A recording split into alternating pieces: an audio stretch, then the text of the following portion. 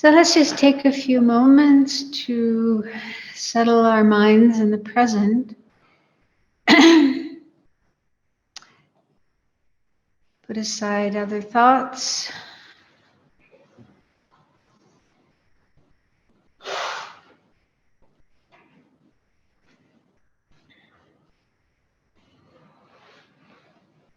Then remember the motivation you generated earlier at the start of first session today, and refresh that, renew that.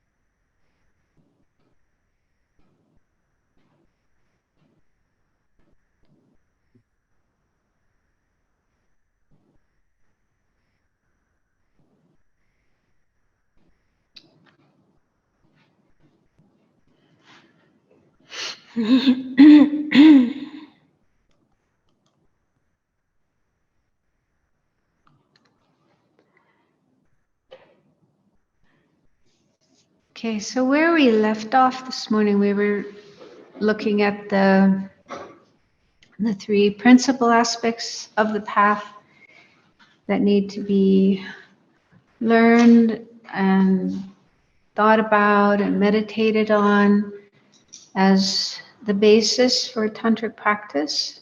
So it doesn't mean we have to have full realization of those, although that would be great, but at least a good understanding, a solid understanding, and living our life in accordance with those three principles. So practicing Dharma with the goal of freeing ourselves from samsara and creating the causes for enlightenment, Buddhahood, so we can help others, and doing the best we can to understand emptiness and apply that in our lives. And there's also another sort of prerequisite for Tantra, and that is to do preliminary practices, ngundro in Tibetan. And there are two sets of these preliminary practices. One is called common preliminaries, and the word common means they are common to Sutra and Tantra. So whether we practice Sutra or Tantra, we need to practice those. And the most common list of those preliminary practices includes meditating on what are called the four thoughts that turn the mind to the Dharma. This is talked about a lot in the Kagyu tradition. So they are precious human rebirth, death and impermanence, karma, and the disadvantages of samsara. So those four topics we learn about, we reflect on, and they have the effect of turning our mind to the Dharma, helping us see the importance of practicing Dharma. And then there are uncommon preliminaries. The meaning of uncommon is these are exclusive to Tantra. So for those who are interested in practicing Tantra, there are these practices that you normally do 100,000 repetitions of. You've probably heard about these. 100,000 prostrations. And in the different Tibetan traditions, they all, I think they all have these preliminary practices, but the way in which you do them might vary from one tradition to another. So for example, in the Gelugpa tradition, it's recommended that you do your 100,000 prostrations with the practice of 35 Buddhas. So you're familiar with that practice? You visualize these 35 Buddhas and make prostrations to them while reciting their names.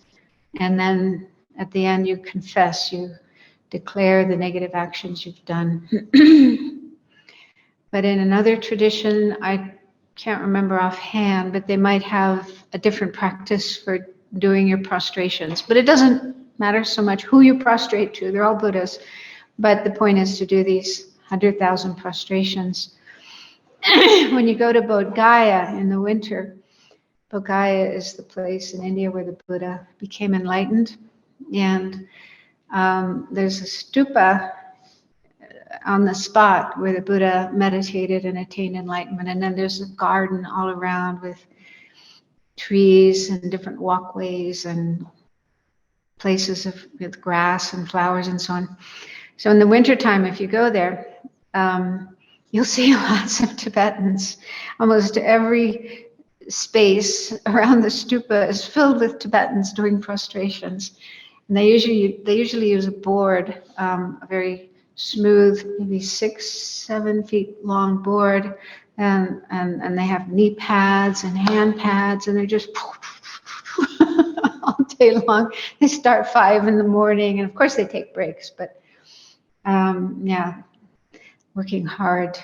I think too, I've seen videos of the main temple in Lhasa called a Jokang, and there's a big open kind of patio or like a plaza in front of the Jokang, and that's also usually filled with people doing prostrations.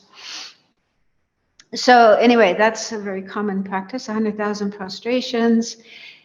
And another one is Vajrasattva, recitation of the Vajrasattva mantra 100,000 times, together with visualizing Vajrasattva.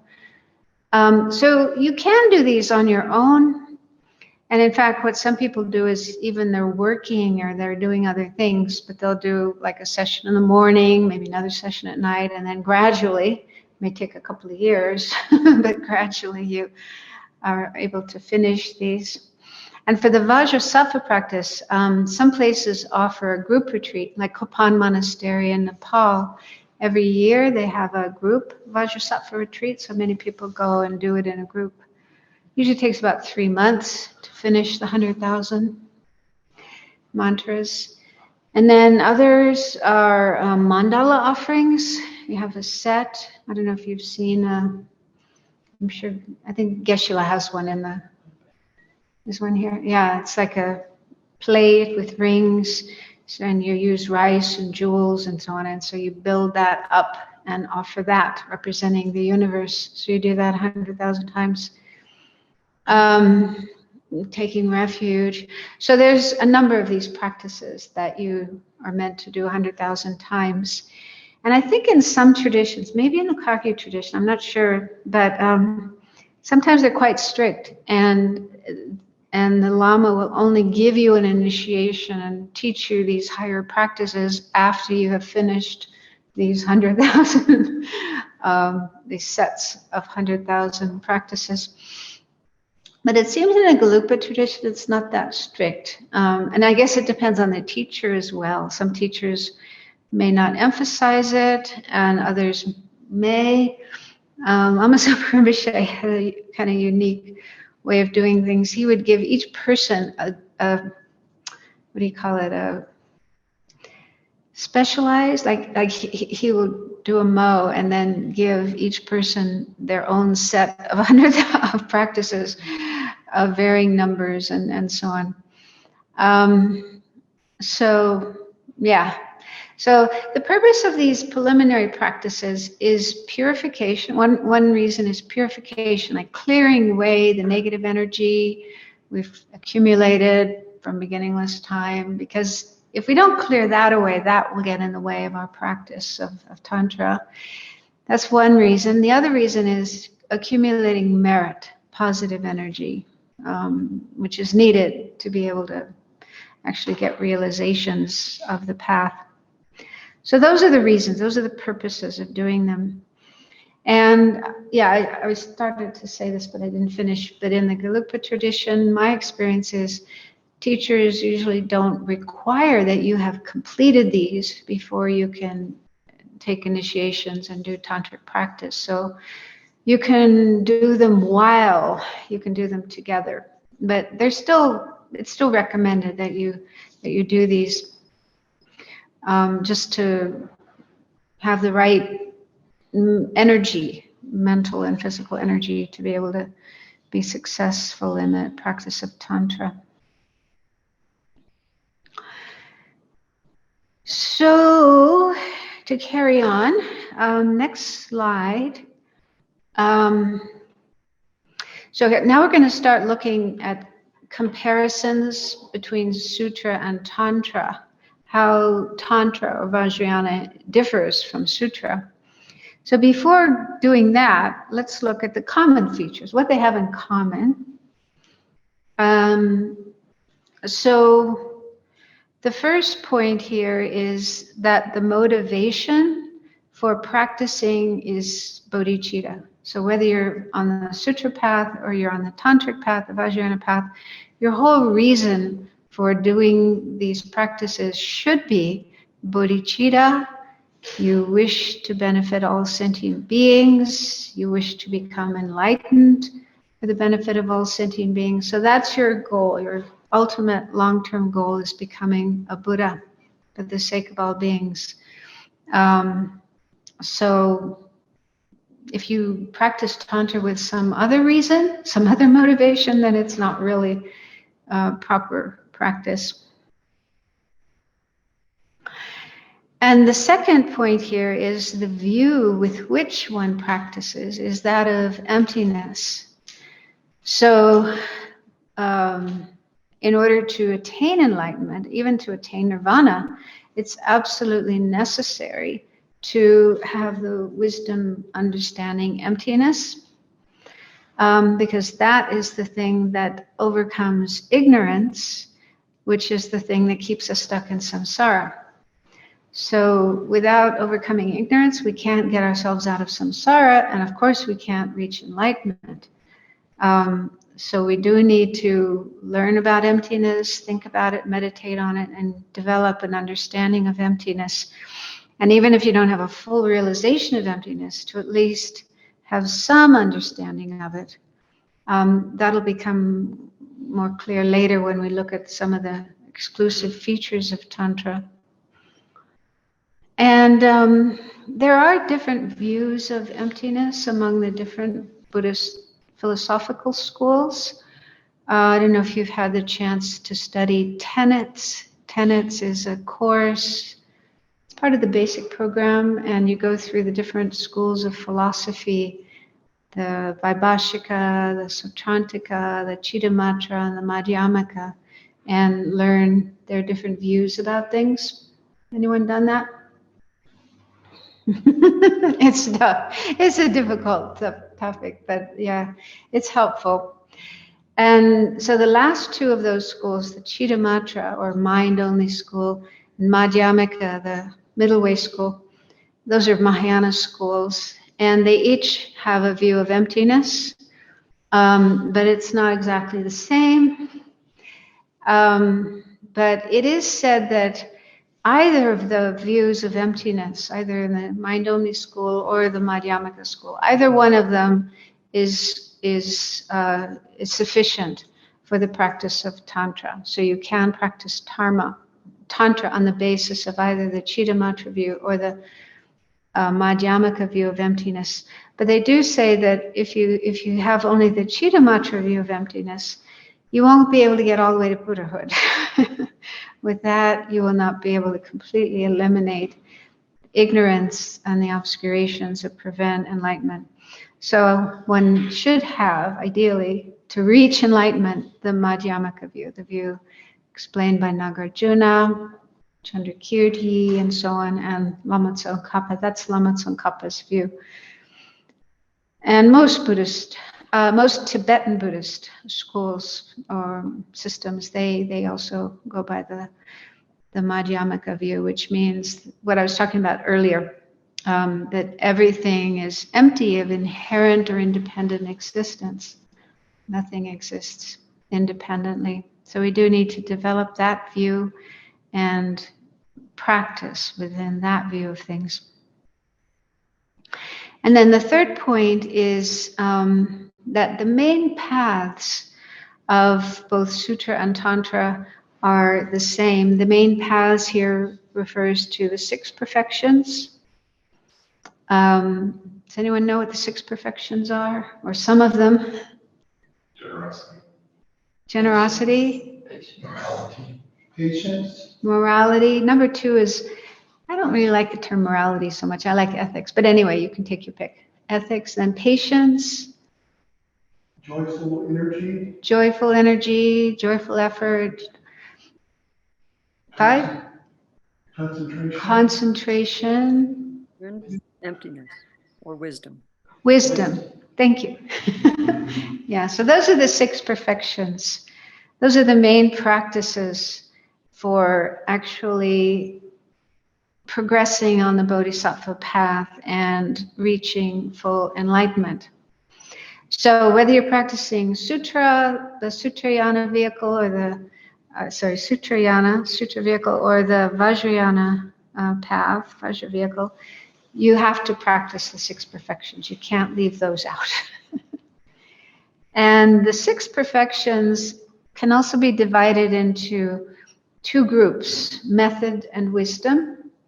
You've probably heard this analogy of the 2 wings of a bird. If we wish to, like a bird, for a bird to fly, it needs both wings. It won't be able to fly with only 1 wing. And in a similar way, Bodhisattva, or anyone who wishes to reach enlightenment, needs these 2 wings of method and wisdom in order to reach enlightenment. So method and wisdom covers the 6 perfections. And there's different ways of explaining that. One way is that the first 5 perfections are included in method. So generally method is compassion, love, bodhicitta, caring about others, and then doing things to help others. So giving, practicing generosity, ethics, refraining from harmful actions to others, patience, learning to not get angry and retaliate even when people harm us, and then joyous effort, which is being happy to do good deeds, having joyful energy, not getting bored, not getting tired, lazy, giving up, but just wanting to continue engaging in virtuous actions. And then concentration, developing the ability to keep the mind concentrated. So some systems say those 5 are included in method, and then the 6th perfection, wisdom, is the wisdom side of the path. But there's also a tradition of combining, saying the last 2 perfections, concentration and wisdom, are both on the side of wisdom, and the first 4 are on the side of method. Because concentration and wisdom both are extremely important, both are essential, because we can develop this wisdom, like an intellectual understanding of emptiness, but without concentration, that understanding will not reach the level of a direct realization. So what we need is a direct, non-conceptual realization of emptiness. And for that to happen, concentration, really, really, really strong concentration is required. But anyway, those are the 6 main practices that one engages in to progress along the path and reach the goal, Buddhahood. So those are things that are common to both Sutra and Tantra. And then one more thing that is helpful to understand before I go on to explain the unique features of Tantra is the kayas, or the bodies of a Buddha. So in case you haven't learned that before, here's a quick lesson. So when a person becomes a Buddha, fully enlightened being, they attain these 4 kayas. The word kaya is a Sanskrit word. And it's sometimes translated as body. However, body, you shouldn't think of it like this kind of body. It's not something physical with flesh, blood, bones. Maybe the word corpus is a better term, because Kaya does have the sense of a body, but it's a very different kind of body than ours. So anyway, so a Buddha, anyone who reaches enlightenment has 4 bodies. And the first is the wisdom truth body.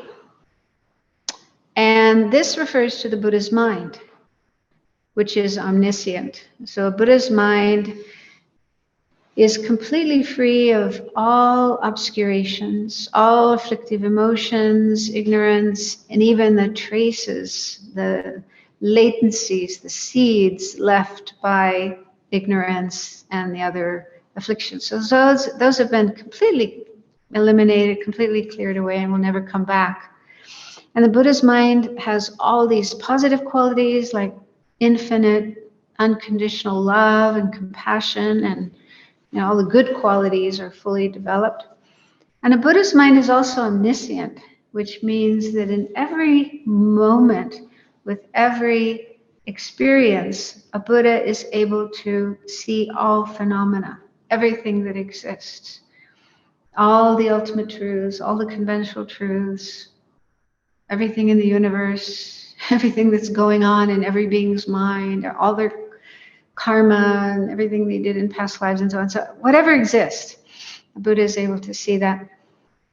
So the mind of a Buddha with all those amazing qualities is what's called the wisdom truth body.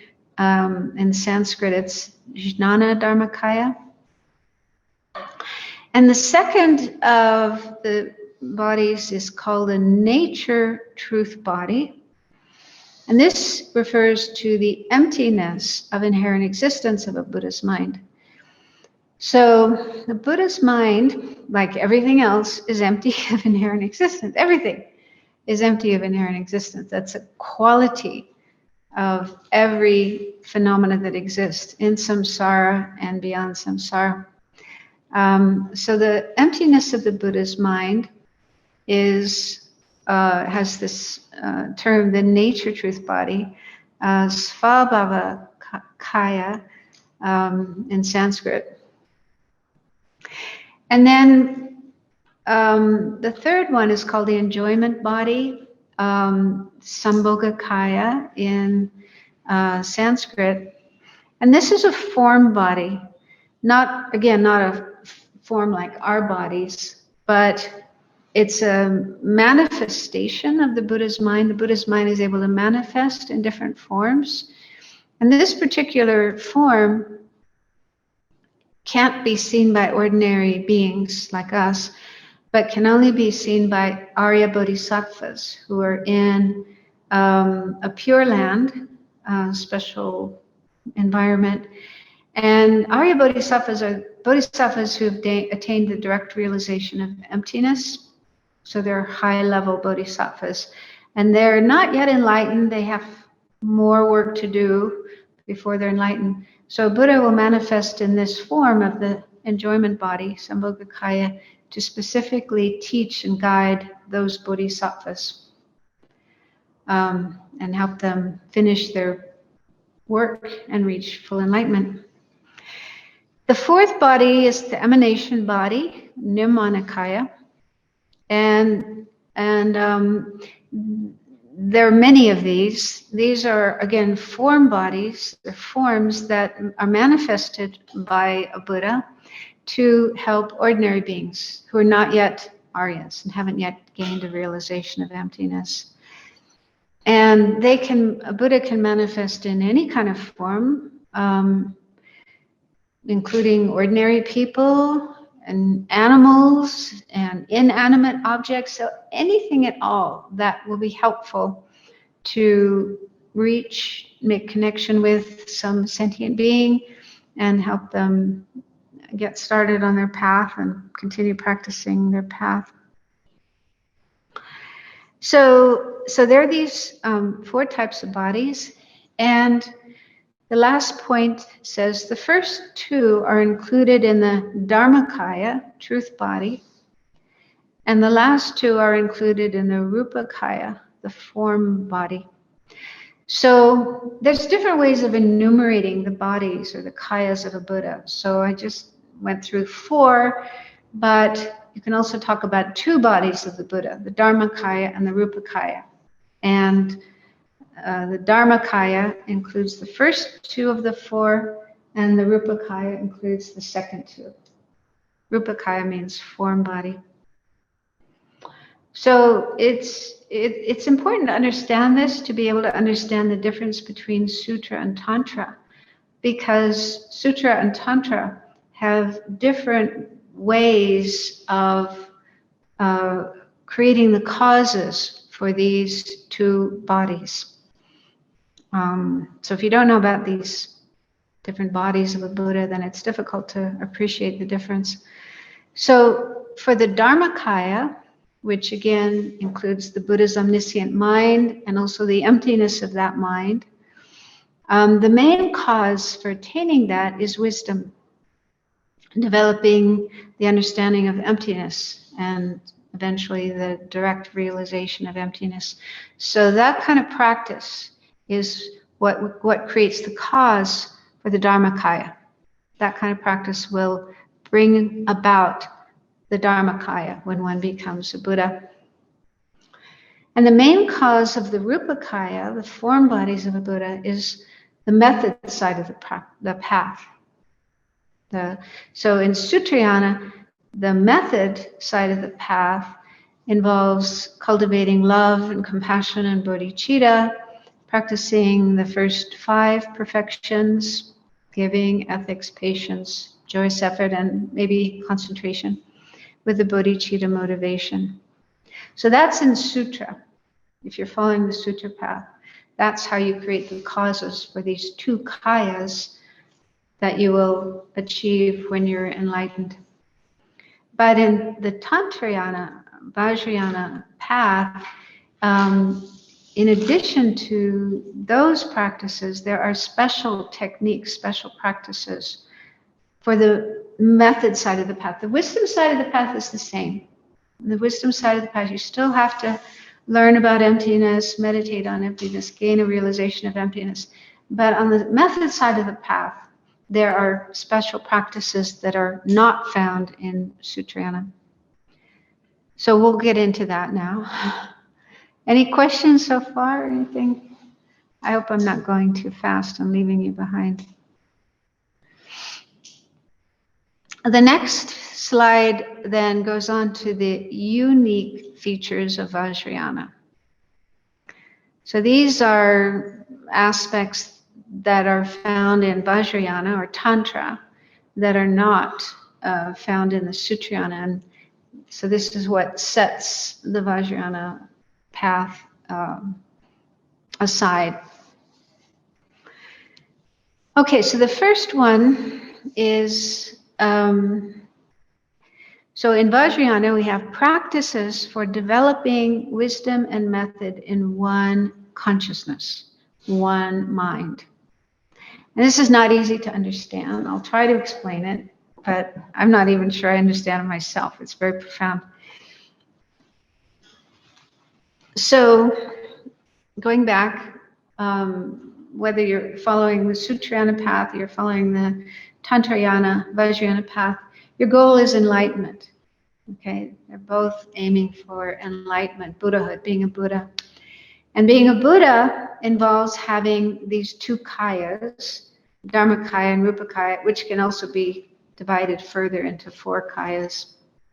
But let's just stick with the 2 kayas, the Dharmakaya, the Buddha's mind and its emptiness, and then the Rupakaya, the forms that a Buddha is able to manifest. Because the whole purpose of becoming a Buddha is helping sentient beings. You want to be able to help sentient beings. So how do you help sentient beings? They have to be able to see you. They have to be able to observe you and relate to you. So if the Buddha were to simply to stay in the Dharmakaya, this incredibly pure, blissful, peaceful, enlightened state of mind, only other Buddhas are able to connect. Only another Buddha can see a Dharmakaya and connect with the Dharmakaya. But ordinary beings like us, no way can we see the Dharmakaya. And even Arya Bodhisattvas have, I don't know if they're able to see the Dharmakaya. Probably not. And so, to help sentient beings, a Buddha will manifest out of the Dharmakaya into various form bodies. Meaning, you know, I don't know, don't ask me how they do it, but they can. They can just poof, you know, create an emanation, a form body. So this is what we're aiming for. We're aiming for enlightenment with these two types of bodies or kayas. And how do we get those two types of kayas? We have to develop wisdom and method. So by developing wisdom, we are creating the cause for the Dharmakaya, the Buddha's omniscient mind. And by practicing method, we are creating the cause for the Rupakaya, the form bodies, being able to manifest in these different forms.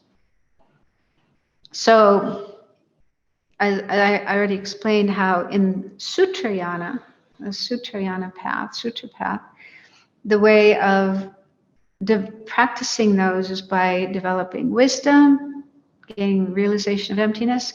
And then the method side of the path is developing love and compassion and bodhicitta, practicing the first 5 perfections. So they're developing both method and wisdom. And method and wisdom are practiced separately on different occasions. The reason for that is because a bodhisattva needs to learn about emptiness and then meditate on emptiness. So you need to really have strong concentration, strong meditative abilities to develop wisdom. And when you do develop wisdom, like especially the direct realization of emptiness, having that direct non-conceptual realization of emptiness, so at that time, the only thing appearing to one's mind is emptiness. Everything else vanishes. All conventional things, even yourself, your body, your surroundings, sentient beings, they don't appear at that time when your mind is focused single-pointedly and directly realizing emptiness. So at that point in time, there's no way a bodhisattva can practice the other perfections. They can't give, they can't practice ethics, they can't practice patience, because none of those things appear to them. Only emptiness, the emptiness of inherent existence appears to them. But they go in and out of meditation. They're not in meditation 24 hours a day. So there are times when they get up from their meditation and then they go out and help sentient beings, giving, ethics, and patience, and so on. So they're practicing the other perfections outside of meditation on emptiness. So they're practicing method and wisdom at different times, but method and wisdom influence each other. So when the bodhisattva is meditating on emptiness, having this direct non-conceptual realization of emptiness, their whole motivation for doing that is bodhicitta. Their motivation for sitting down and meditating on emptiness is bodhicitta. I mean, it's been bodhicitta all along. So their mind is fully imbued with bodhicitta, working for the benefit of sentient beings. So in that way, bodhicitta influences their meditation on emptiness, even though while they're meditating on emptiness, they're not thinking about sentient beings. They're not thinking about what they can do to help sentient beings. But it's like it's being influenced. Their meditation on emptiness has that influence, that flavor, you might say, of bodhicitta. So that's how method and wisdom kind of affect each other or influence each other. And then when they get up from their meditation and they're going out and helping sentient beings, their understanding of emptiness will influence that, because they realize that nothing exists inherently. They've had direct non-conceptual perception of emptiness, so they know nothing exists inherently. So even when they're going around and helping sentient beings, They have this awareness that they are not inherently existing, and the sentient beings they are helping are not inherently existing, and whatever activities they're doing, giving and so forth, these are empty of inherent existence. So their meditation on emptiness influences, flavors their activities when they are out of meditation and working for sentient beings and practicing the method side of the path. So these two influence each other, affect each other. Does that make sense? And of course, the higher on the path the bodhisattva is, especially Arya bodhisattvas who have the direct realization of emptiness, then it becomes really, really powerful to have this influence. So this is a great practice. It's fantastic, but they are not able to have method and wisdom together at the same time in the same mind, with one mind. They are at different times with different minds. However, in Vajrayana, Tantra, one does develop the ability to have method and wisdom together simultaneously with one state of mind. So the way this is done, so one of the main practices in Vajrayana is visualizing yourself in the form of a deity, like a Buddha figure. And there's many, many different deities, Tara, Chenrezig, and highest Yoga Tantra deities. So there's lots of different deities. So different people will feel more connected with different deities. And also some people will practice a number of different deities, like Lama Tsongkhapa, practice many different deities at different times. But anyway, you have a sadhana. Once you've received a tantric empowerment, a tantric initiation, you usually have a sadhana, which is the word sadhana means method of accomplishment. So it's a practice that involves prayers, recitations, visualizations, and it's often quite long, sometimes hours long, sometimes it's very short. But you do this every day. And in the course of this sadhana, you, of course, start with bodhicitta, so that your motivation for doing this practice is bodhicitta. And you also meditate on emptiness. You imagine all things dissolving into emptiness, space-like emptiness, including yourself, your body, your mind, and everything. And so the better you understand emptiness, the more powerful this practice will be. So then within that understanding of emptiness, you visualize, you imagine your mind understanding emptiness appearing in the form of the deity, arising in the form of the deity, which is made of light and has different features that represent different aspects of the path.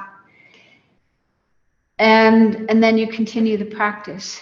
And ideally, if you're really practicing properly, you continue visualizing yourself in the form of the deity, even when you're not in meditation. So even when you're going about your daily activities, you're continuing to imagine yourself in the form of the deity.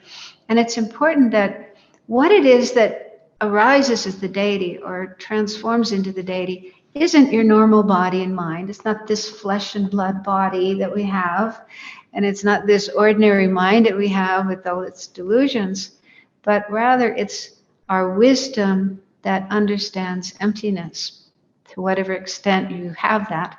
So that is what arises in the form of the deity. And so when you're doing this practice,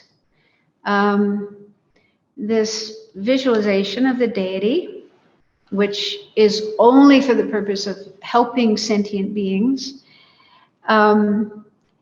at the same time, you are aware of the empty nature of this deity. The deity is appearing, but empty of inherent existence. So this is how wisdom and method are combined in one mind. So that one mind that understands emptiness, so that's the wisdom side, that mind appearing in the form of the deity to benefit sentient beings, that is the method side. So if you're really, again, if you've done your homework, you've really meditated well on the basic practices of renunciation, bodhicitta, and understanding of emptiness, you're able to do this kind of practice properly. You do have a wisdom realizing emptiness, and you can imagine that wisdom appearing in the form of this deity for the benefit of sentient beings. So in that way, method and wisdom are being practiced simultaneously. And that means you are creating the causes for enlightenment simultaneously at the same time with each mind. So this is what makes Tantra more powerful than the Sutrayana path, where you have to alternate between wisdom and compassion. Although they do influence each other, but you're not able to, there's no technique, there's no method for being able to combine them together in one mind. Does that make sense? Kind of. Yeah. So the deity is kind of embodied in compassion. Am I right? Is it what? So trying to understand combining the method and wisdom at once. Yeah. And I understand that we can see the deity as an empty, with the realization of emptiness. But the compassion part, is that also because the deity is into compassion? That's my understanding. Like these different deities, where do they come from? They're not born from mothers, but they are all manifestations of enlightened mind. That's my understanding of the origin of these deities. So Buddha's mind, enlightened mind, wanting to help sentient beings and seeing that sentient beings have diverse needs and inclinations and so on and so forth, will manifest these different forms to help different beings. That's why there's such a variety of different forms. So for some, Tara, that's the most ideal deity for helping some people. And then for others, it's Yamantaka, who's kind of very fierce looking. Oh yeah, is this compassion? But yeah, it's to help different beings with their different needs and helping them progress on the path. That's my understanding of where the deities come from. And also mantras. Every deity has a mantra that's connected with them, and that's part of the practice as well, is reciting the mantra of that deity. And my understanding is those mantras are also arise from enlightened mind. They're not just made up by people, ordinary people, but it's enlightened mind, Buddha's mind, that will manifest in the form of these syllables. And I think that's why, like Tibetans, they translated like all the text from India, they translated from Sanskrit into Tibetan.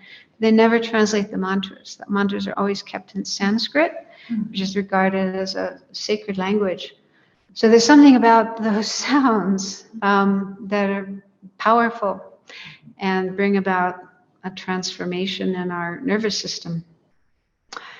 So that's how I understand it, that it's enlightened mind, Buddha's mind, that's omniscient, pure, free of all delusions, and totally dedicated to helping sentient beings. That mind is what is the source of all these different deities, the sadhanas, the mantras, and so on. And why does the Buddha manifest in all these different forms? It's because of compassion, wanting to help sentient beings emerge from their confusion and their delusions and awaken their Buddha nature.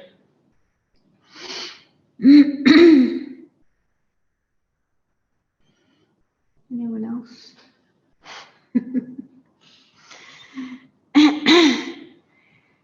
So the second feature of Tantra, Vajrayana, that is unique and not found in Sutra is using delusions in the path.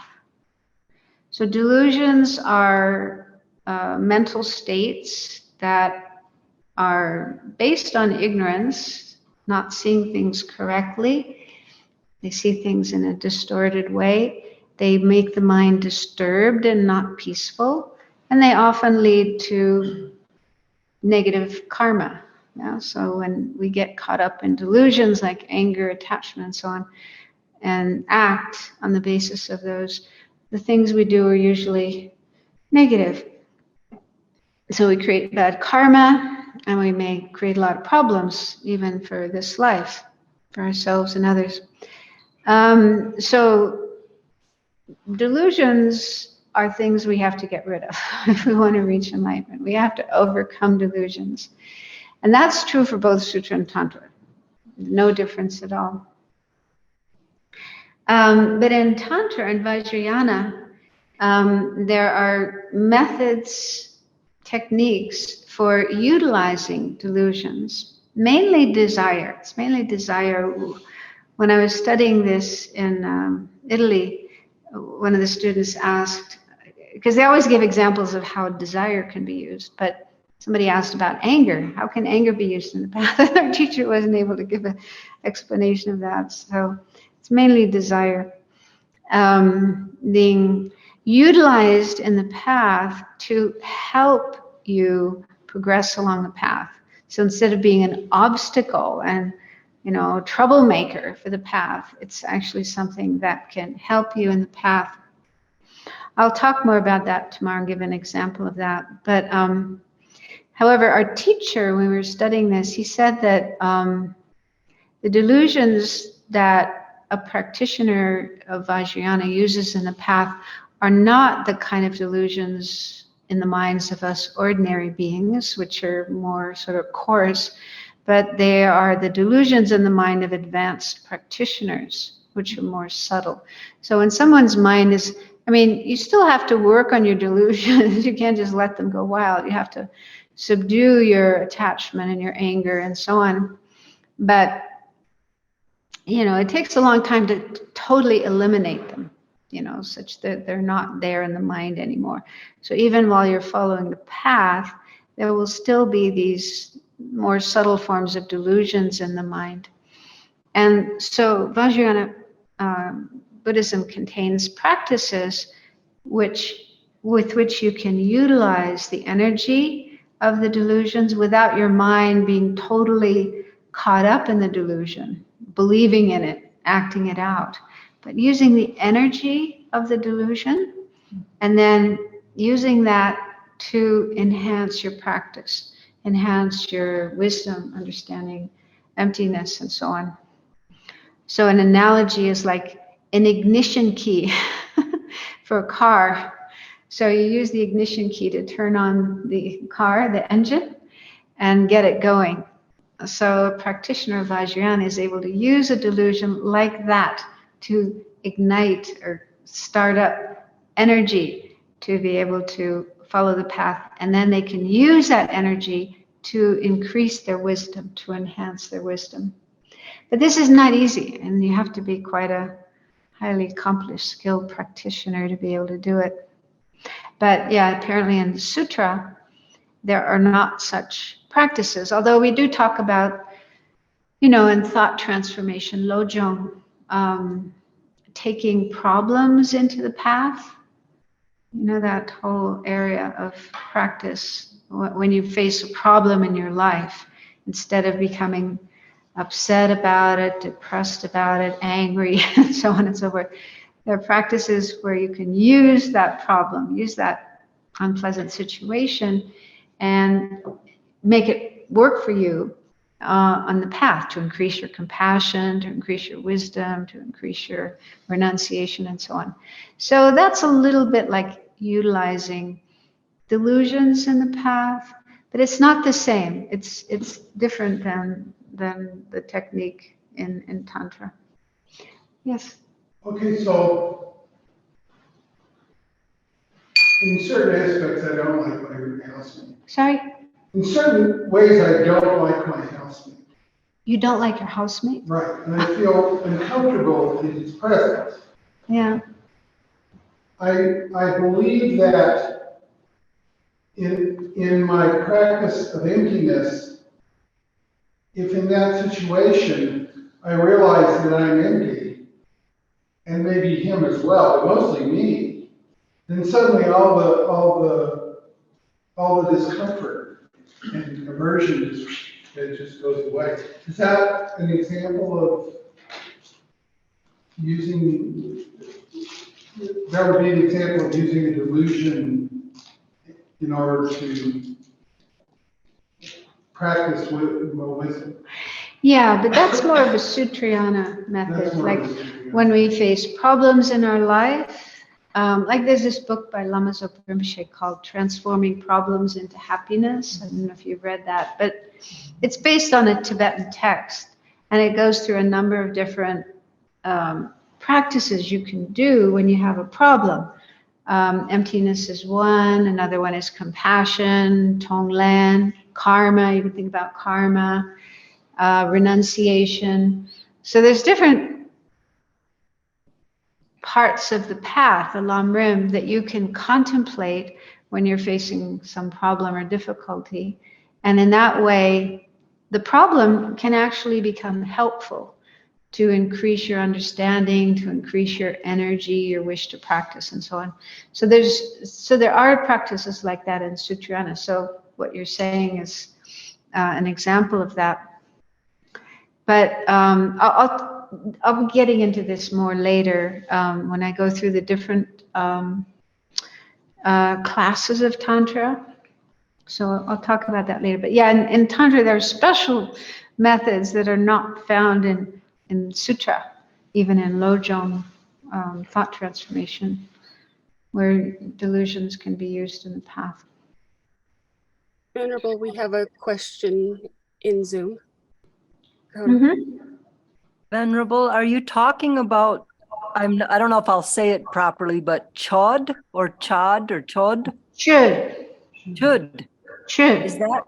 Is that what you're describing? Chud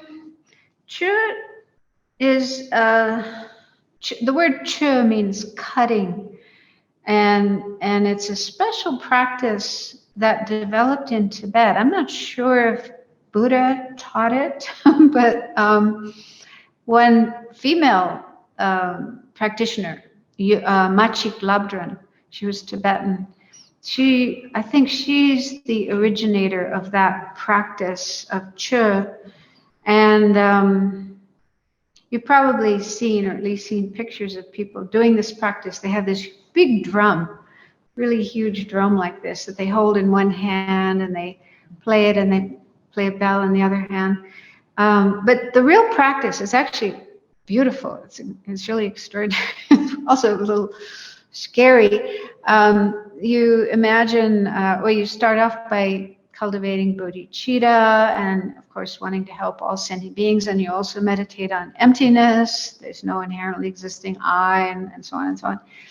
And then you imagine cutting up your body and transforming it into whatever will bring happiness to other sentient beings. And so you're basically giving yourself away, giving your body away to others. And in Tibet, they would practice this in cemeteries where there were often, they say spirits and, different kinds of creatures, some, kind of wrathful and nasty. But anyway, I would practice at that. So it is a tantric practice, because to be able to get teachings on it and do it, you need to have received an initiation and also instructions from a teacher. So it is included in Tantra.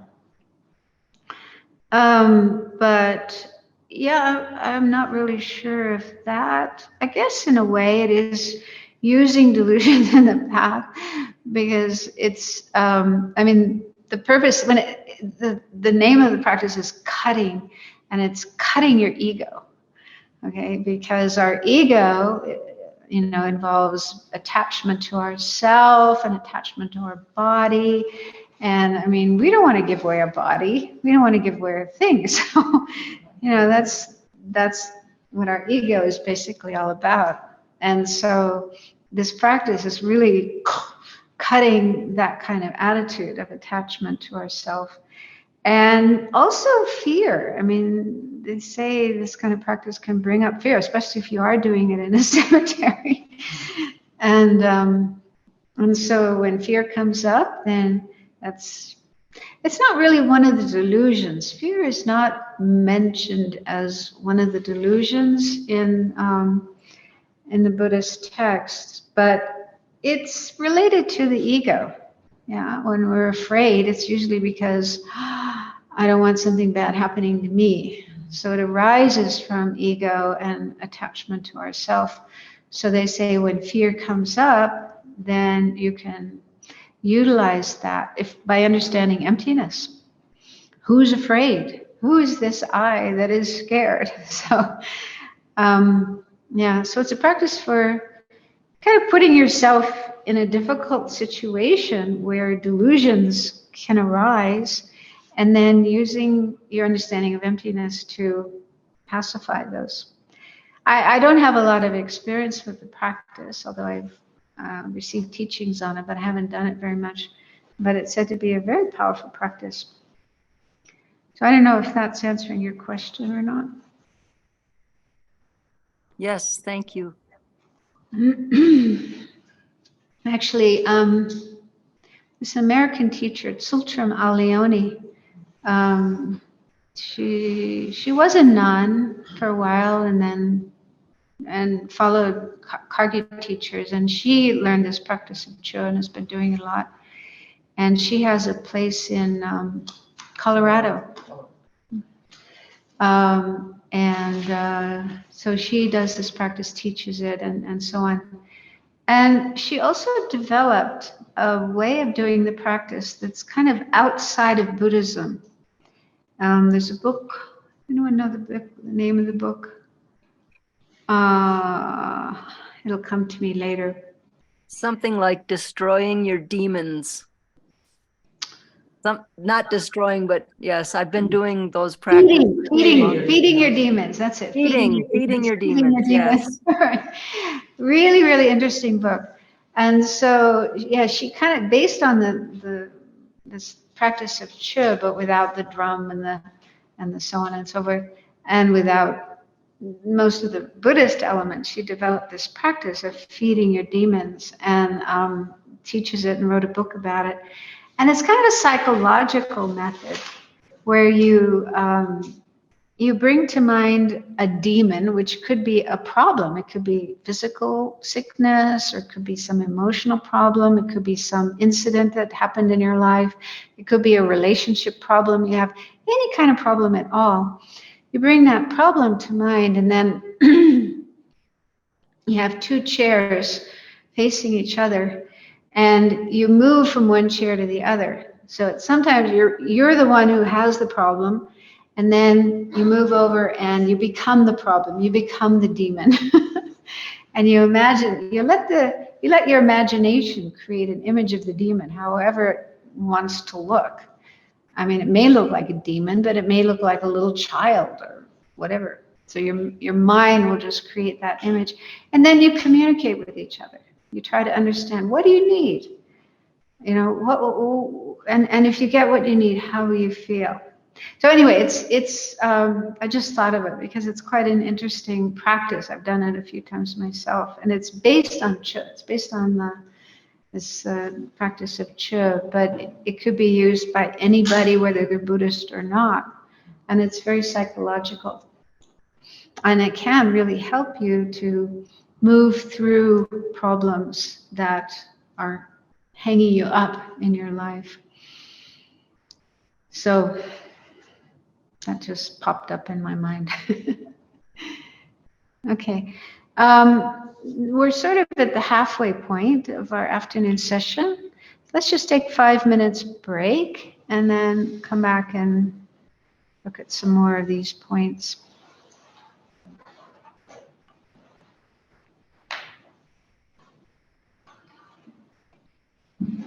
So then the next of the unique features of Vajrayana is taking the result into the path through deity yoga. So deity yoga is, the main practice in Vajrayana. And it has three aspects of deity yoga. So I already mentioned that when you're fully doing tantric practice, you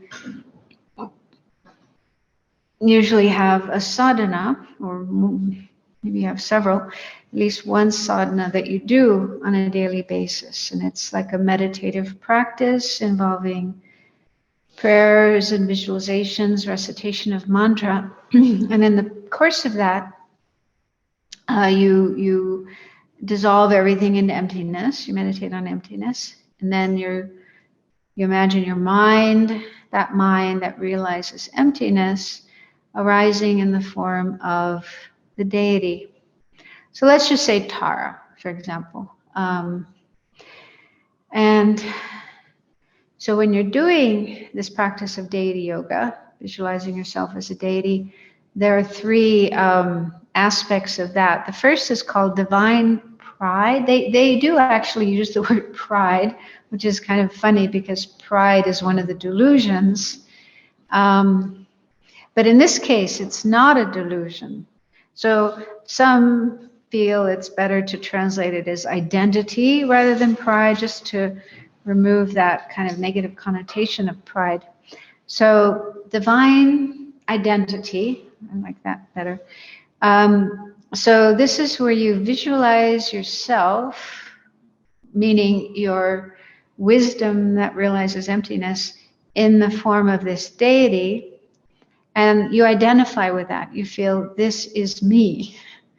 So instead of our usual identity, where we identify with this body-mind combination, which is, it came about because of karma and delusions, because we're just ordinary samsaric beings and our mind is totally under the control of karma and delusions. So our present body and mind, this one that we call I, this is contaminated by karma and delusions.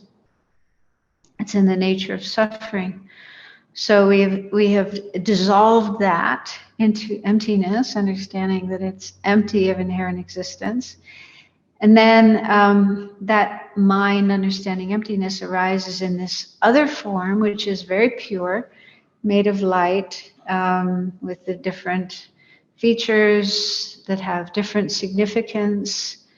Like in the case of Tara, this hand is in this mudra, and it says that the two thumbs touching represent method and wisdom. It's to remember those two main aspects of the path, and the three fingers pointing upwards represent the three jewels of refuge. So by, holding your hand or visualizing your hand in that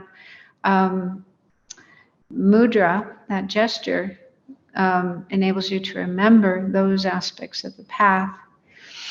And so each deity will have different features, and they all represent different aspects of the path. So by doing, by visualizing them, remembering those, you're keeping those in mind.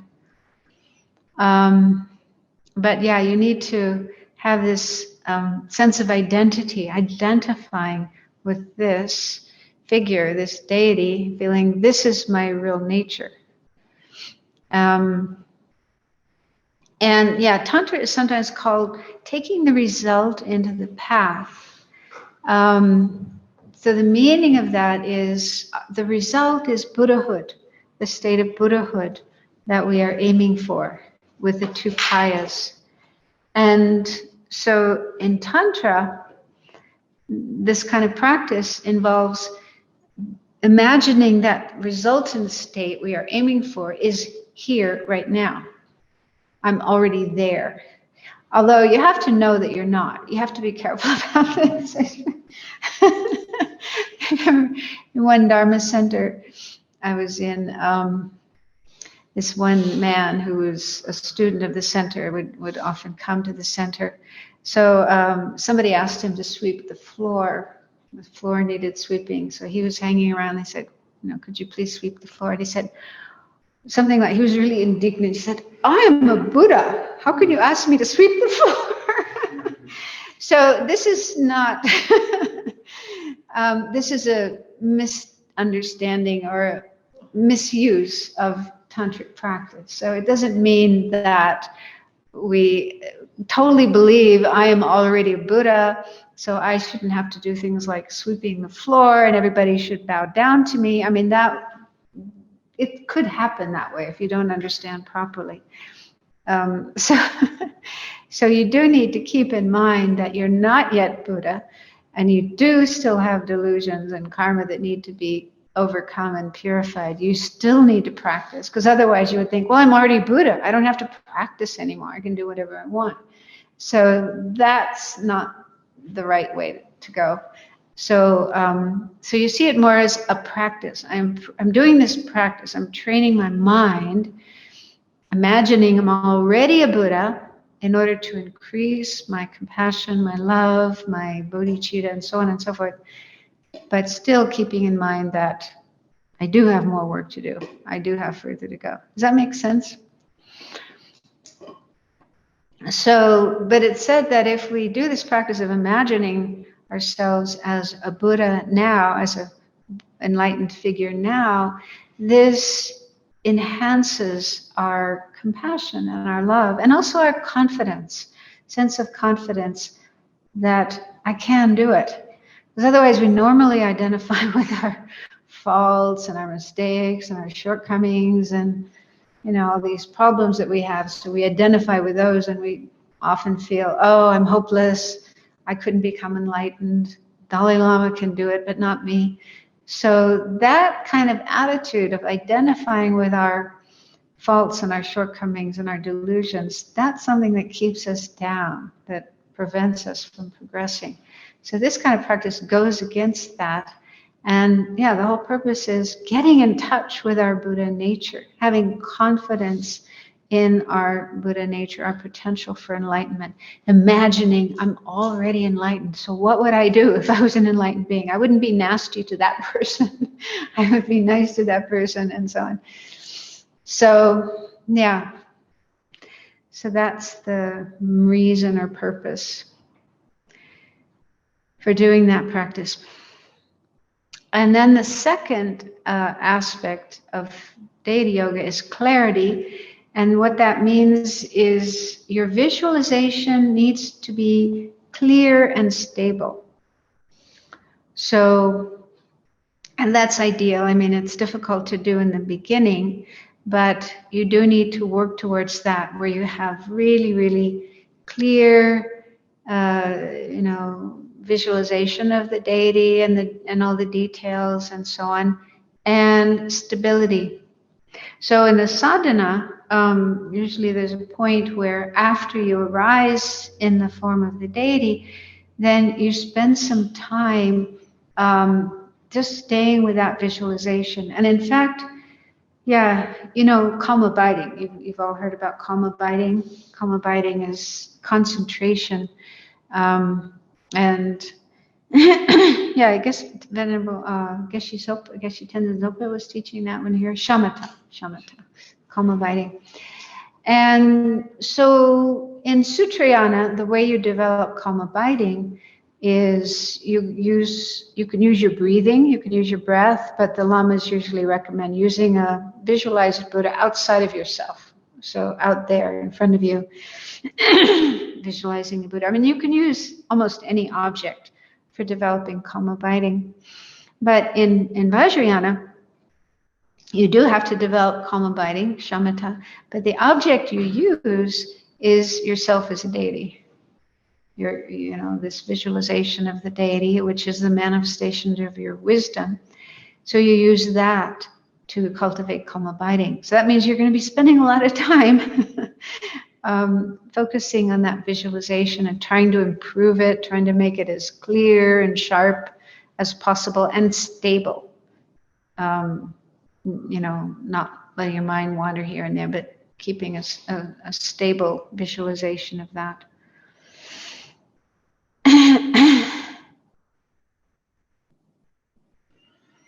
And then the third point is profundity. And what this is, this refers to maintaining the understanding of emptiness. So, of course, that's difficult. We do have to have an understanding of emptiness. So if we haven't yet got that, we need to keep working on that. But whatever level of understanding of emptiness you have, you maintain that so that you understand that this, yourself is the deity, all the different aspects of it and so on. Your mind and all things are empty of existing inherently because they're dependent.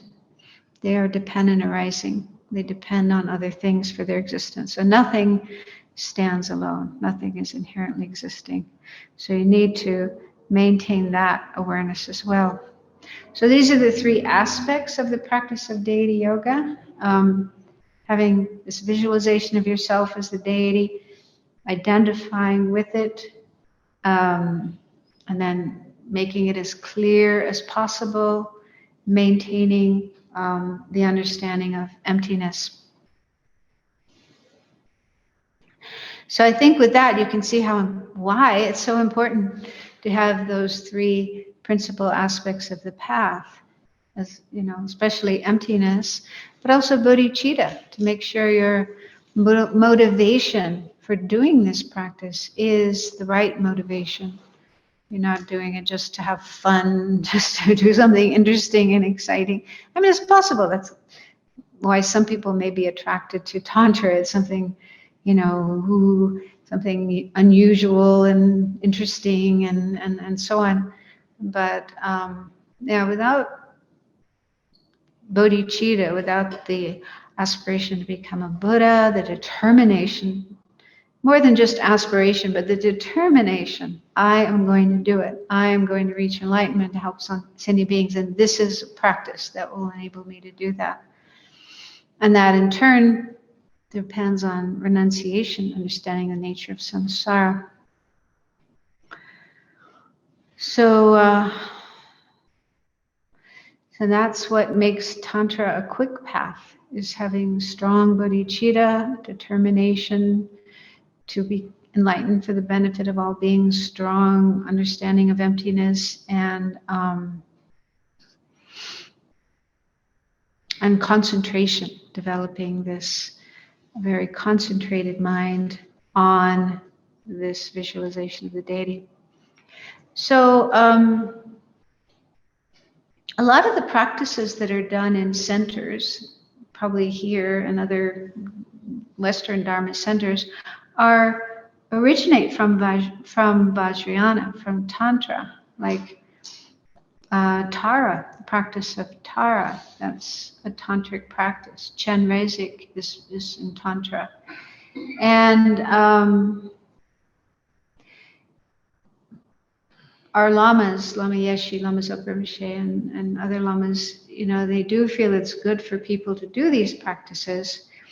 And some of the practices that are done even include a part where you dissolve the deity into yourself and you rise as the deity. And in the early days, back in the 80s, maybe, 80s, 90s, I don't think we fully understood Tantra and the requirements for practicing Tantra. I myself didn't really understand it until I got certain teachings from one of my teachers, Dr. Rinpoche. But anyway, to visualize yourself as a deity, you need to first have an initiation. And so it isn't right to do that part of a practice if you haven't received that initiation. For example, Nyungne, you were mentioning Nyungnes. I don't know if you've ever had Nyungnes here. Yeah. So that's a tantric practice. It's part of Kriya Tantra, the first class of Tantra. And so, you start by visualizing Avalokiteshvara. As an armed Avalokiteshvara outside, in front of you, and you do various prayers and practices and so on. And then at a certain point, everything dissolves into you. You imagine everything dissolving into emptiness, and then arising in the form of Avalokiteshvara. And so only those who've actually received the initiation of Avalokiteshvara can do that, can visualize themselves as Avalokiteshvara. And so, like when I was in Singapore, we did lots of Nyungnis. The people there really loved it. And so I would explain while I'm leading the practice that if you haven't received the initiation of Avalokiteshvara, you can, I got this from one of my teachers, you can visualize Avalokiteshvara in your heart. So at least, you know, it's kind of close to you, but yeah, you can't really do that part of the practice, visualizing yourself as the deity if you haven't had the initiation. But I don't know if everyone is aware of that, because if they go to an FPMT center, they attend a Nyungne, and the person leading it doesn't explain that, then they may, I mean, I don't think it's like a huge sin or anything like that, but it's just not correct, appropriate for the practice of Tantra. But they say, yeah, you can do tantric practices, tantric sadhanas, as long as you visualize the deity either outside and space in front of you or above your head, or you can sometimes visualize it in your heart, but you're not really, it's not okay to do this practice of deity yoga, visualizing yourself as the deity if you haven't had the initiation. Does that make sense? Someone told me that it was okay only if the deity was the Shakyamuni Buddha. Is that correct? Yeah, well, this is like, you know, way back when Lama Yeshe and Lama Zopa Rinpoche were starting to teach courses at Kopan Monastery, and that tradition began of yearly 1 month meditation courses at Kopan. So they would teach this practice of Shakyamuni Buddha, visualizing the Buddha outside of yourself, taking refuge, doing various prayers, and then at the end, visualizing the Buddha coming into you, and imagine yourself becoming a Buddha. So many of us in the FPMT have learned that practice and maybe continue doing that practice. And I'm not completely sure if, because Shakyamuni Buddha isn't really a tantric deity. It's a sutra. It's a sutra figure. Although I have heard, it's quite interesting. I've heard of Shakyamuni Buddha initiations. I don't think I attended one, but I thought, oh, that's interesting. An initiation, because initiations are usually tantric. So I don't know. Tantra is really complex, and I don't know everything there is to know about it. But that may be true, especially if it was a Geshe who said that. They probably know what they're talking about. Yeah.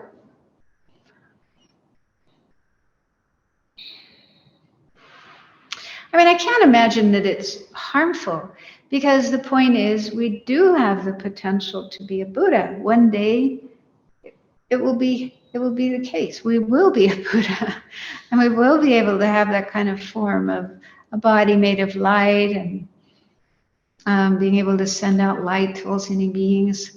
And so to imagine that happening now can be very encouraging, and kind of feeding or nourishing our Buddha nature, our Buddha potential. And there could just be different interpretations. That some lamas say, no, you can't do that if you haven't had initiation. Others say, yes, you can do it. So, yeah, I'm not in a position to say which one is right. Did you have your hand up? Oh. I have a question. So when you say we're all going to become Buddhas, what do you mean? Other lamas I've listened to say, well, none of you are going to become Buddhas. Other lamas who presented here have said, oh, none of you are going to be Buddhas. Or, None of you what? Not going to be Buddhas. Some lamas have Yeah, said said you that. are not going to be Buddhist. Right, maybe not in this group, but, I have other groups I belong to. Of course, none of you are gonna be Buddhists. I mean, so you're saying the opposite, and I'm like, well, what do you mean? You mean when we die, we get to be a Buddha? No.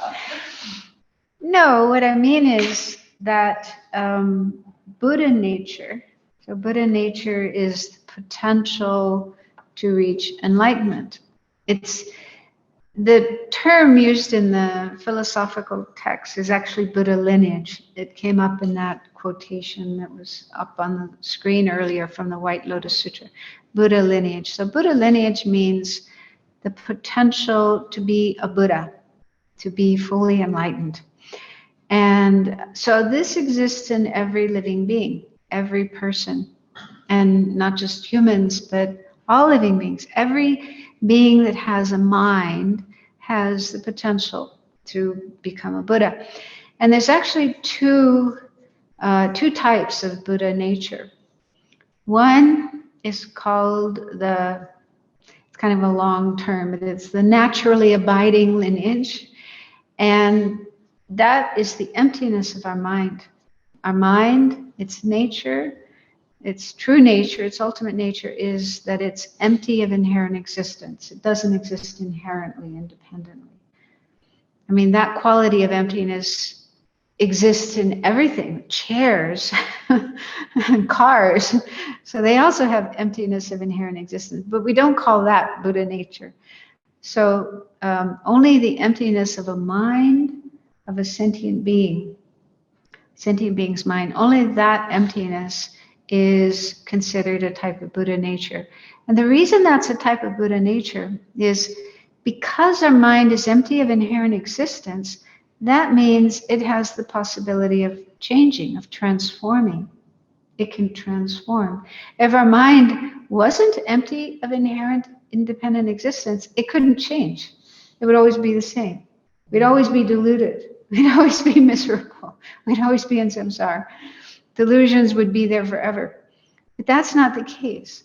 So because of the empty nature of our mind, there's the possibility for the delusions, the ignorance, greed, hatred, and so on, to be emptied out, to be cleared out, to be eliminated from our mind.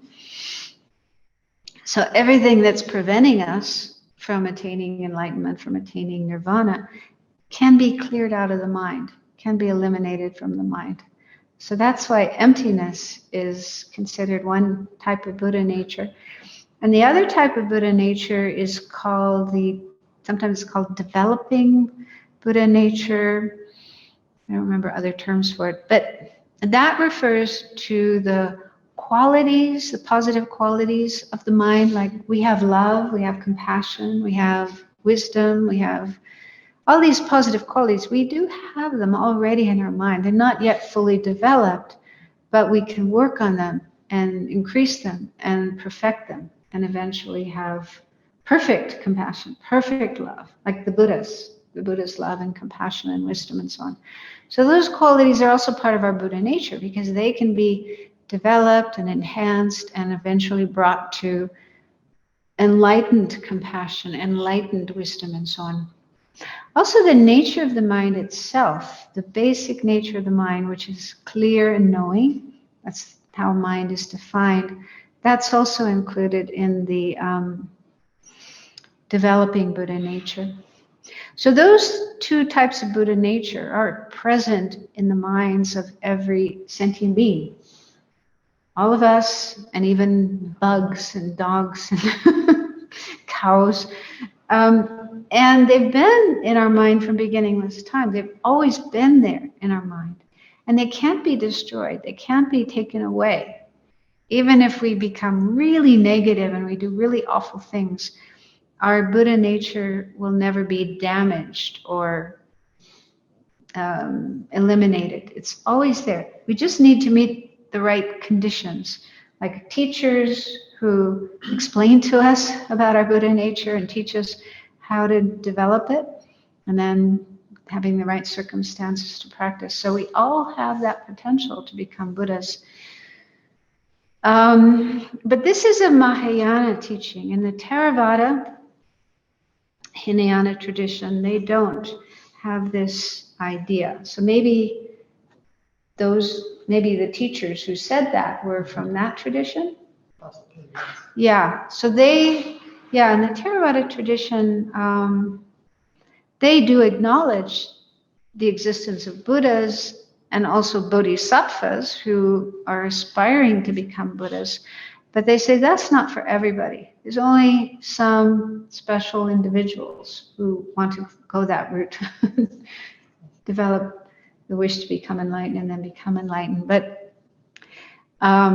most people, most beings will attain nirvana.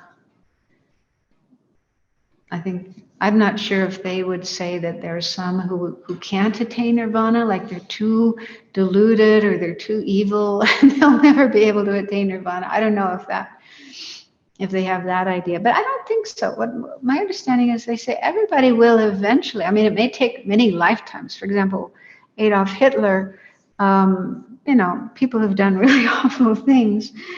It may take a long time for them to finally awaken their Buddha nature and reach enlightenment, but even they will. No one who's hopeless, like a hopeless case, and will never be able to reach enlightenment. So this is the Mahayana, especially Madhyamaka.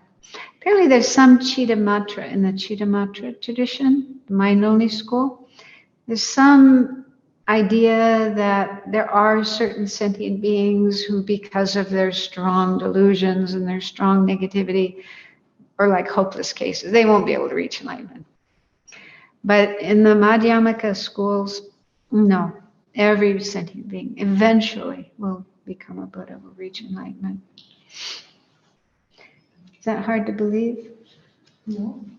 I mean, for me, it's like when I heard that, when I first came across that teaching, it was like, this is what I've been looking for. Belief. Yes. Yeah, I was raised a Catholic and I just couldn't accept the Catholic teachings. And then after that, for a number of years, I was reading different books and I came up with this idea. I was still a teenager and I'm not sure how it happened, but I came up with this idea that God, what many people call God, is actually a state of mind, a very high, exalted, pure state of mind. And it's something we can attain. Yeah, it's something everybody can attain rather than this one being and all the rest of us are down below. And so I had that idea. And then when I went to Dharamsala and I started going to classes in the library and I heard about Buddha nature, I thought, this is it. This is telling us how to do that, how to reach that state. So, yeah, I was so delighted. And I think many people as well. Lama Yeshe, the way he taught, he would really emphasize that Buddha nature. And I think that's one reason so many people were attracted to him. Because it's like he's telling us, you've got this amazing potential within you. I mean, the Dalai Lama teaches that way as well. Most lamas do. But yeah, just to be aware that we are not this limited, deluded, negative being with all these problems and suffering, and we're going to be like that forever. We have this amazing potential. We can get out of this state that we're in now. We can become like the Buddha. So it's so positive. It's so optimistic. It's so hopeful. And also, if you think about the Buddha nature of others, yeah, even Vladimir Putin has Buddha nature. And everybody else that you may have difficulty with, terrorists and rapists and mass murderers and people who do awful things. Well, they have Buddha nature too, and Buddha can see their Buddha nature. So Buddha doesn't give up on them and will continue helping them and guiding them until they reach Buddhahood. So it's very helpful also to deal with others, especially really difficult cases like that. So yeah, it's a beautiful idea. Do you have particular meditative exercises in order to acquire a direct experience of emptiness? Well, you left this morning. I was talking about emptiness and how we can use dependent arising. They say that's the best means for gaining an understanding of emptiness. So meditating on how, well, like for a self, for example, how it's dependent on causes and conditions, dependent on parts, dependent on mental labeling. So contemplating those three ways that things are dependent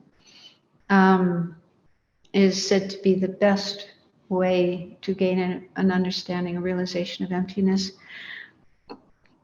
But meditative exercises, I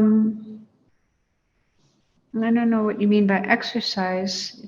You know, What I've been, that dependent arising, or the dependencies, it just didn't really work for me. So I started meditating on just the present. And if I stay in the very present moment, then that seems to lead to experience of emptiness, and myself in particular, but also. so you're saying that just being in the present brings you to an understanding of emptiness. But I thought maybe there was other ways besides the dependent. Well, from what I understand from my teachers, just being in the present, I mean, in some traditions, they talk about emptying your mind of all thoughts. You know, don't have any thoughts in your mind, just have an empty mind, that leads to an understanding of emptiness. I mean, that may be some kind of emptiness, but it's not the emptiness that is in this tradition in Madhyamaka Prasangika. So ideally, one does need to learn, listen to teachings and gain a correct understanding of what emptiness is, what emptiness means. And then normally, to realize emptiness, you first have to recognize what's called the object of negation. So the object of negation is this false appearance that appears to us. So for example, with regard to our self, our I, within our mind, within our experience, we do have a sense of an I that exists inherently and independently. It seems to exist all on its own. So that's there in our experience, even if we're not consciously aware of it, we don't consciously, deliberately create it, but it's just our default mode, you might say. That anytime we think of ourselves or look at ourselves or have any sense of self, it always appears like an inherently existent self, an independently existent self. So we have to first recognize that. We have to first catch a glimpse of that, how we do see ourselves in that mistaken way. And then use some kind of reasoning, some kind of analysis to check, is that true? Does that kind of self really exist or not? Does an inherently independently existent self exist or not? So you do need to use some analysis, some investigation. And then ideally, if you do that correctly, you realize that it's impossible, that kind of self, even though it appears, and we've been believing in it for a long time, but we realize it can't be. It can't be true. Yeah. So we ourselves become convinced that that is a false appearance. If it was true, the closer we look, the more carefully we examine it, the more clear it should become. I like the analogy of a mirage. If you in the desert on a hot day, you see this sort of shimmering, silvery thing on the horizon, and it really looks like water. You could swear there's a lake over there, or a river, or some kind of body of water. It really looks like that. Have you had that experience? So if it's true that it's water, there really is water over there, then you should be able to get closer to it and get right up to it and touch it and feel it and stick your toes in and be convinced that it is water. But what happens is, if it's a mirage and not a lake, then the closer you get, it disappears. At some point it will just vanish. And then you realize, oh, it's not true. It's not water. There's no water there. So that's a similar process to what we're doing in meditation. The appearance of an inherently existing I is like the appearance of a lake over there on the horizon. And if it's true, if it really does exist, if there really is that kind of I, then the more we examine it, the more we analyze it, look for it, try to pinpoint it, the more clear it should become. But when we do that, we analyze, we investigate, it vanishes, just like the mirage. And then we realize, oh, it's like a mirage, not real, not true. That's the experience of emptiness. And initially, what you have is just it's still a conceptual understanding, a conceptual experience of emptiness. But then you need to continue meditating on it again and again and again, and also develop concentration, calm abiding, and then combine those two, and then you'll be able to achieve a direct realization of emptiness. It's kind of a long process. Not easy.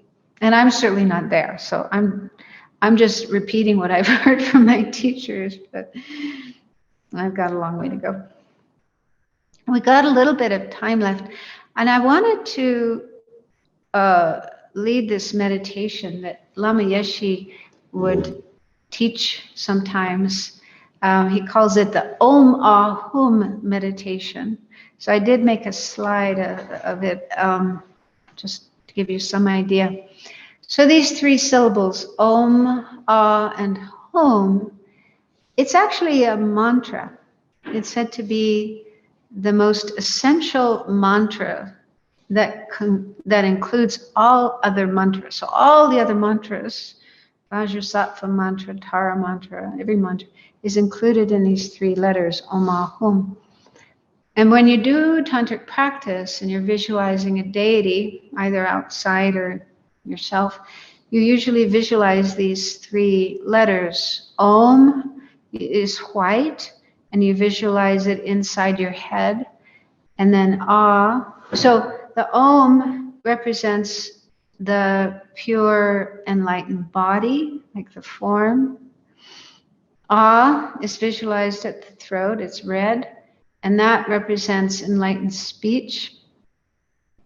And then Hum is visualized at the heart chakra, and that represents enlightened mind, and it's blue.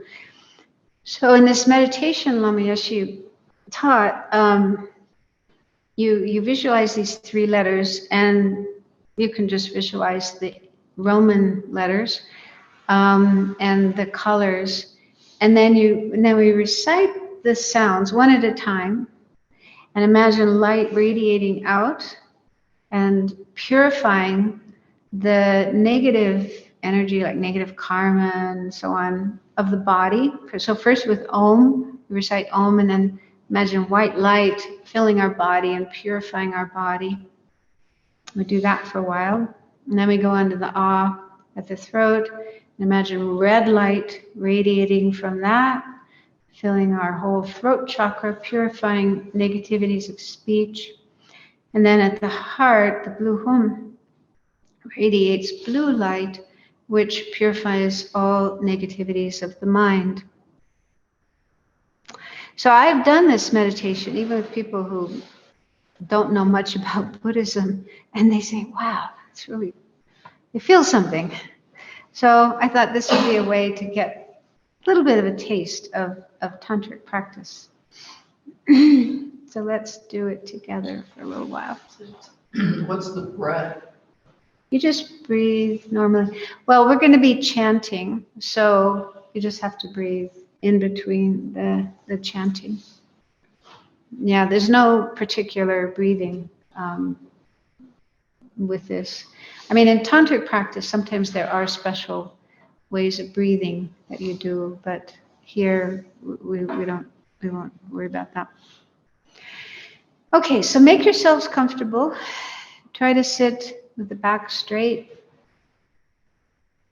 Let your shoulders relax. You can close your eyes if you want, or leave them open a little bit, which is helpful if you might feel sleepy. We don't want to fall asleep. So to stay awake, it's helpful to keep the eyes open a little, looking down.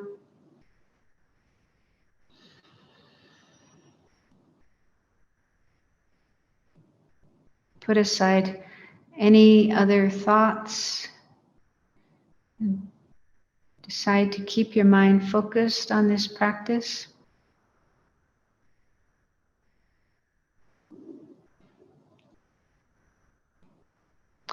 And generate the altruistic motivation to do this practice for the benefit of all sentient beings, to be able to bring them peace and happiness, freedom from suffering, and eventually help them reach enlightenment.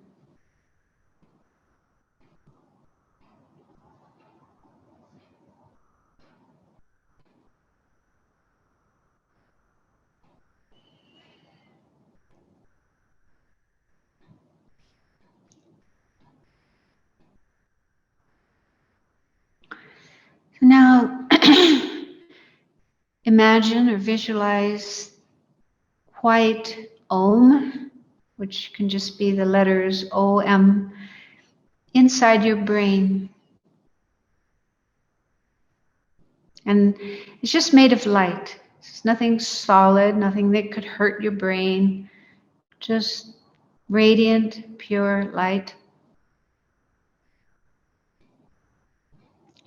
And think that the Om is the pure energy of the divine body of all the Buddhas.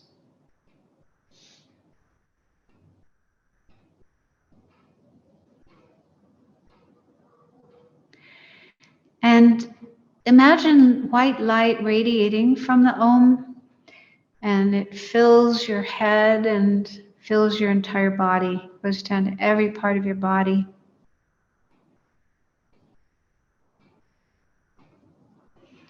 And it purifies all the impure energy of your body, all your mistaken conceptions about your body.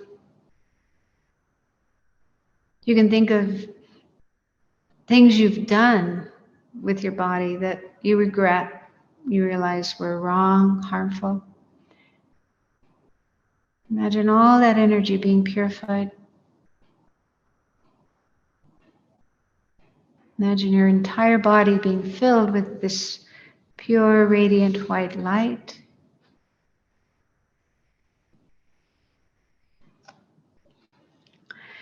So continue visualizing that while we recite Om.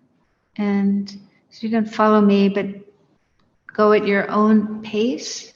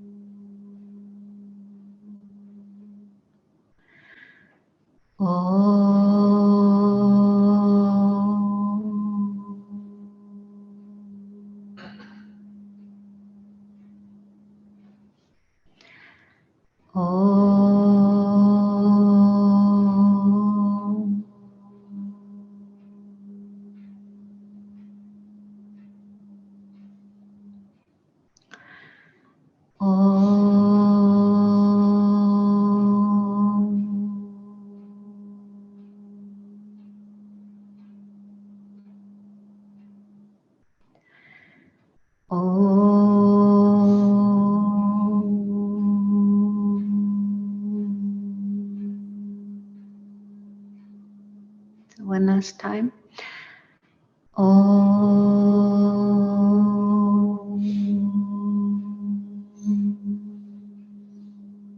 So just let your mind rest in the present with whatever experience you have in your body and mind. Don't think or conceptualize. Just feel the energy.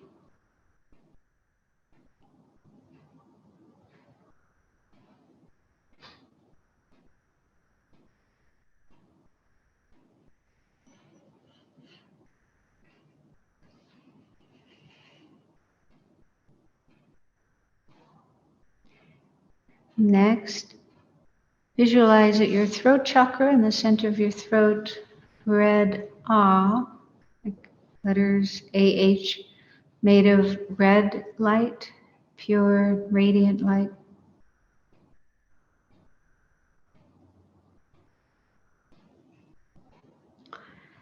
And imagine red light radiating from the Ah, filling your throat chakra. And it purifies your speech, any negative energy of speech, like from having told lies or used harsh speech, any kind of harmful speech.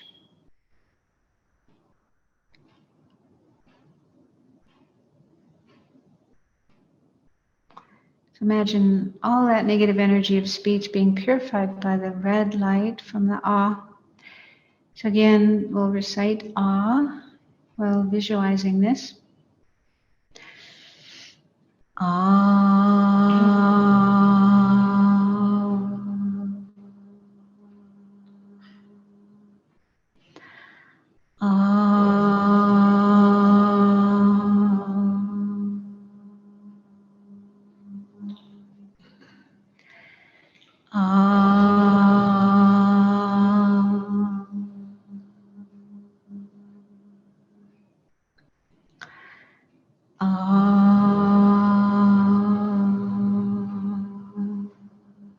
One more time.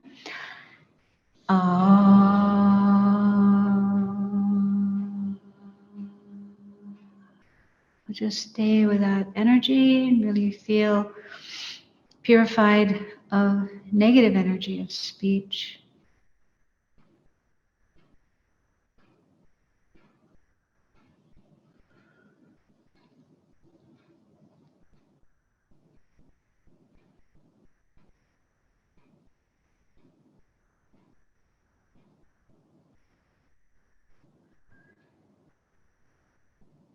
And then at your heart chakra, in the center of your chest, is a blue hum.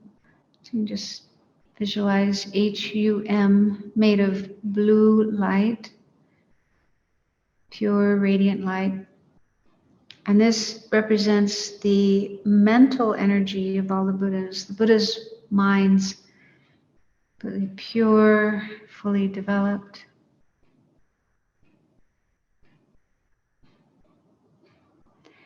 And imagine blue light radiating out from the home and filling your body completely, purifying all negative energy of the mind, like negative thoughts you've had, angry thoughts or jealous thoughts or lustful thoughts. So all the mental negative energy from our delusions. Imagine all that being purified by the blue light.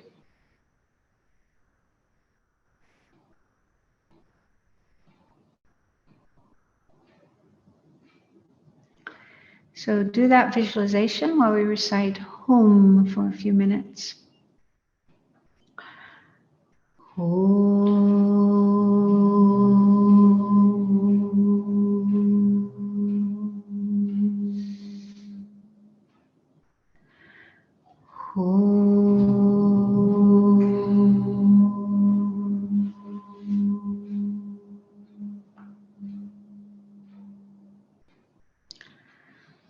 One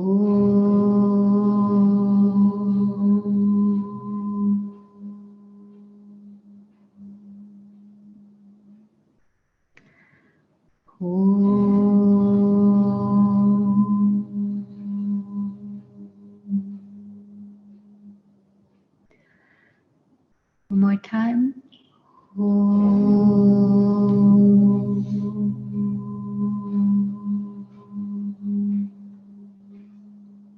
So really feel that all negative energy of body, speech, and mind have been purified, cleared away, made non-existent. Your body is clear and pure, light, like crystal. Mind is calm, clear, and pure.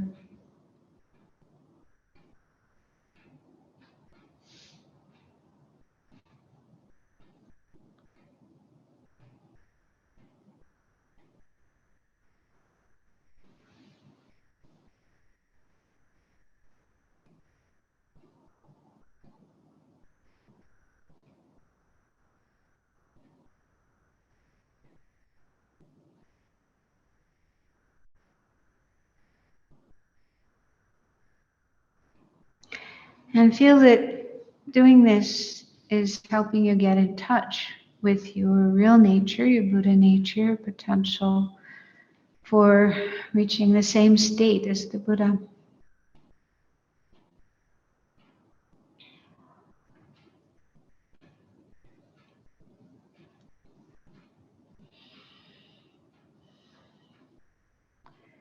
So finally, let's dedicate the merit, the positive energy from this meditation and everything else we've done today, sharing it with all sentient beings, wishing them to be free of all suffering and its causes and attain happiness and its causes up to the highest happiness of enlightenment. And we'll also recite the long life prayer for His Holiness and the quick return prayer for Lama Zopa Rinpoche.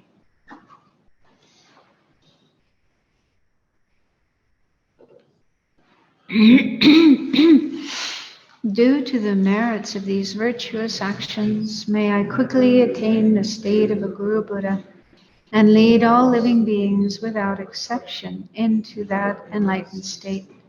May the supreme jewel bodhicitta that has not arisen arise and grow, and may that which has arisen not diminish, but increase more and more. Incomparably kind and supreme Tenzin Gyatso, the wish-fulfilling, wish-granting jewel, source of every benefit and happiness in this world, may you have a long life and all your holy wishes be spontaneously fulfilled. Peerless teacher and assembly of the children of the victorious ones, Shravakas, Pracheka Buddhas, victorious Losang, father and sons, together with the lineage masters, all the objects of refuge of the infinite lands, please bestow the virtue and goodness of accomplishing this prayer here and now. Holding and spreading the Muni's precious and complete teachings through explanation and practice, you wore the armor of patience that is never discouraged. Incomparable, venerable Guru, to you I make request. While striving single-pointedly for the sake of the victorious one's teachings, the sole gateway through which all benefit and happiness emerge, and from other living beings, you suddenly departed to peace. What a great loss. Nevertheless, through the undeceiving truth of the blessings of the ocean of the three jewels and the great waves of bodhicitta of the children of the victorious ones, may the smile of a reincarnation swiftly beam in glory for fortunate disciples.